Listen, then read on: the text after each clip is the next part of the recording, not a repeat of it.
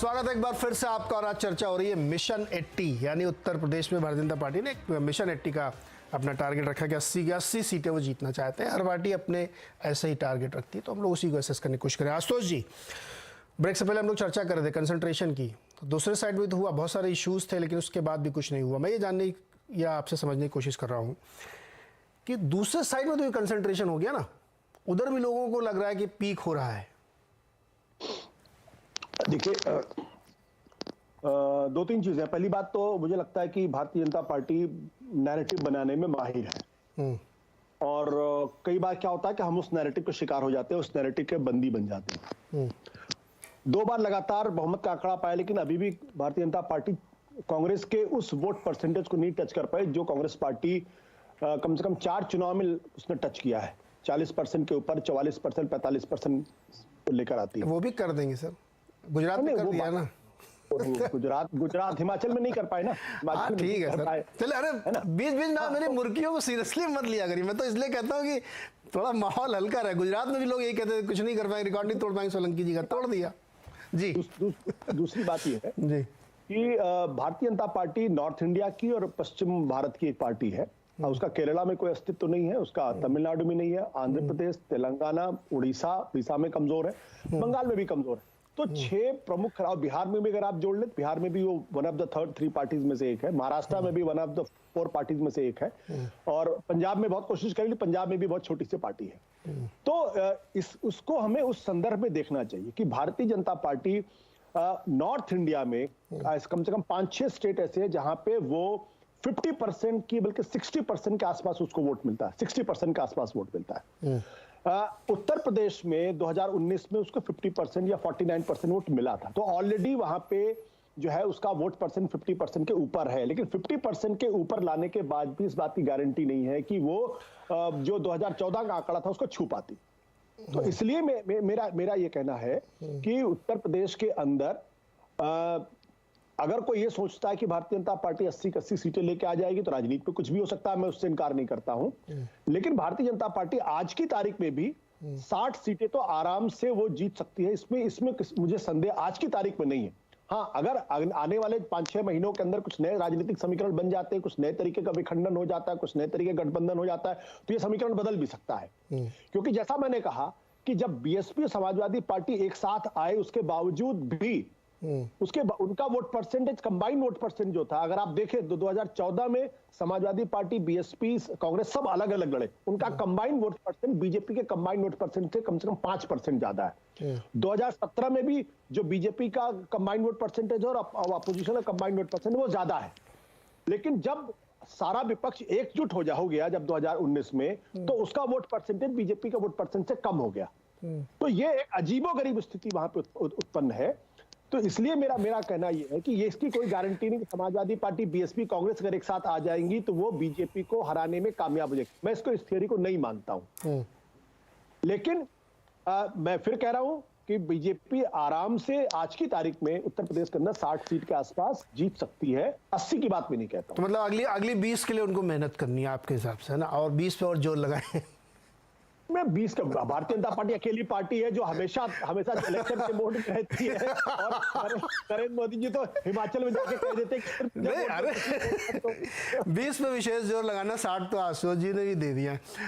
यूसुफ भाई, आपसे मैंने ब्रेक से कहा था दोबारा आई तो आपसे सवाल पूछूंगा, उस सवाल का भी जवाब दीजिएगा।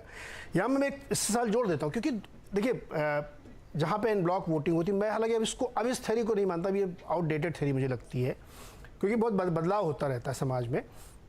मुस्लिम समाज में भी अमीर हैं, गरीब हैं, तरह तरह के लोग हैं, उनको भी समझ में आता है कि फलाने जी को जिता के क्या फ़ायदा, वो कुछ कर तो पा नहीं रहे हैं।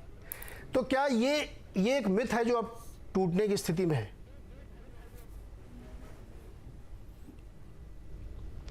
नहीं, देखिए, जो मिथ आप बात कर रहे हैं ब्लॉक वोटिंग वाला, ये बात तो आपने सही कही कि पुराना परसेप्शन था, और ऐसा नहीं है कि किसी भी चुनाव में, आज़ादी के बाद किसी भी चुनाव में मुस्लिम कम्युनिटी ने कभी किसी एक पार्टी को वोट नहीं दिया है। और इसके संजय जी बैठे, इनके पास डेटा होंगे। अगर ऐसा होता तो उत्तर प्रदेश में समाजवादी पार्टी और बीएसपी बराबर की पार्टियां नहीं होती, बिहार में जनता दल यूनाइटेड और आरजेडी बराबर की पार्टियां नहीं होती, तो जाहिर सी बात है वोट मिला है, वो एक अलग बात है। लेकिन जो बात आपने कही, जो सवाल पूछने की बात आपने कही थी, देखिए नेशनल लेवल पे आज भी ये मानने में किसी को कोई एतराज़ नहीं होना चाहिए कि नेशनल लेवल पे बीजेपी का विकल्प अगर कोई है तो कांग्रेस है। 2019 के चुनाव में कांग्रेस और बीजेपी के बीच सीधी टक्कर 186 सीटों पर हुई, जिनमें से बीजेपी ने 170 सीटें जीती। और 2014 के चुनाव में भी लगभग इतनी सीटों पर दोनों के बीच मुकाबला हुआ था, जिसमें से 162 सीटें बीजेपी ने जीती थी। 9 राज्य तो ऐसे हैं जिनमें 145 सीटें हैं, उन 145 में से 140 सीटें बीजेपी के पास हैं, और वहां कांग्रेस और बीजेपी का सीधा मुकाबला है। एक दिल्ली को अगर हम छोड़ दें, दिल्ली में त्रिकोणीय मुकाबला, बाकी मध्य प्रदेश, कर्नाटक, गुजरात, राजस्थान, छत्तीसगढ़, राजस्थान, हरियाणा, उत्तराखंड और हिमाचल प्रदेश, इनकी हम ले लें तो 145 सीटें बैठती हैं। अगर इन सीटों इन 9 राज्यों में कांग्रेस मजबूती से लड़ती है तो बीजेपी को हराया भी जा सकता है 2024 के चुनाव में। लेकिन ये बात तो कांग्रेस को समझनी है, क्योंकि इन राज्यों में कांग्रेस को मदद लेने के लिए किसी दूसरे राज्य की तरफ नहीं देखना है, वहाँ अपोजिशन यूनिटी की बात नहीं करनी है। अपोजिशन यूनिटी और मोदी के मुकाबले कौन, ये दोनों बीजेपी के ट्रैप है, और इस ट्रैप में बार बार कांग्रेस फंसती है, दूसरे फंसते हैं, और मीडिया में इसी ट्रैप पे चर्चा होती है। और कुछ लोग तीसरे मोर्चे की बात कर रहे हैं, मुझे लगता है वो अपोजिशन तो विदिन, हाँ कांग्रेस का नहीं, कांग्रेस में ही तो असली अपोजिशन है, और कहाँ है अपोजिशन। और मैं तो कहता हूँ कि कांग्रेस में राहुल गांधी अपनी बेचारे राहुल जी सफाई दे रहे हैं, राहुल गांधी बार बार कांग्रेस को पटरी पे लाने की कोशिश कर रहे हैं, और कांग्रेस के ही कुछ नेता उसे पटरी से उतारने की कोशिश में कर देते हैं, उतार देते हैं।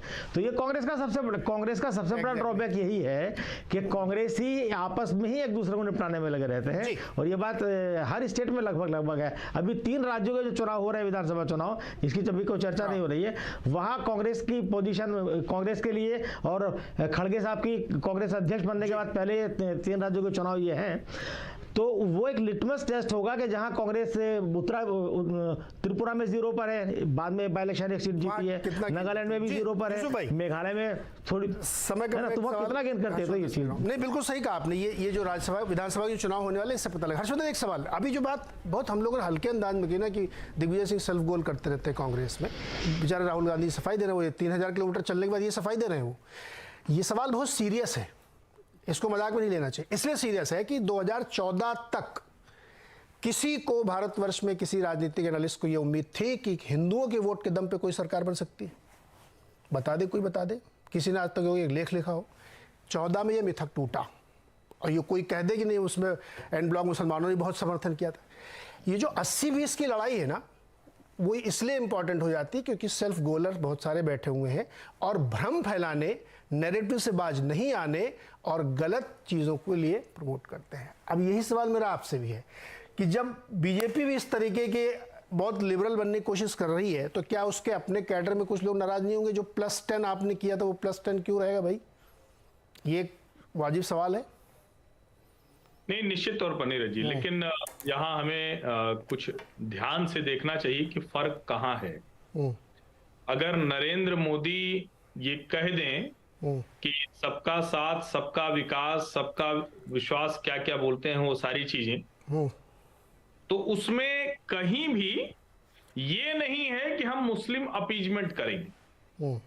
यहां तक कि जब नेशनल एग्जीक्यूटिव से बात आई और जो न्यूज एजेंसी थी उसने कोट कर दिया कि पसमानदा मुसलमानों को जोड़ने की बात है, तो ये सही है कि भारतीय जनता पार्टी चाहती है कि ज्यादा से ज्यादा लोग हों। और अब तो संघ प्रमुख ने बाकायदा कहा कि डीएनए एक है, भाई मुसलमान क्यों हिंदू से लड़के रहे, हिंदू क्यों मुसलमान से लड़के रहे।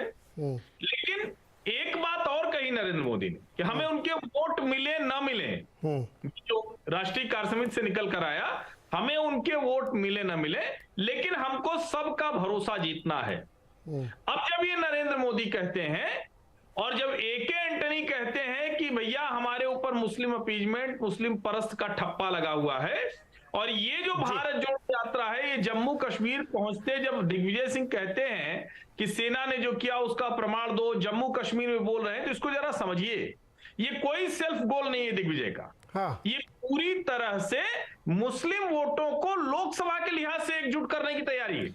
अरे फिर तो मैं डेजावू कर दिया आपने, फिर वही कहानी शुरू हो गई। नहीं, अरे सुन तो लीजिए, मेरी बात सुन लीजिए पूरी तरह। संक्षेप में अगर ये आप नहीं सुनेंगे तो फिर आप वो नहीं समझ पाएंगे जो जवाब आप जानना चाह रहे हैं। संक्षेप में, हाँ।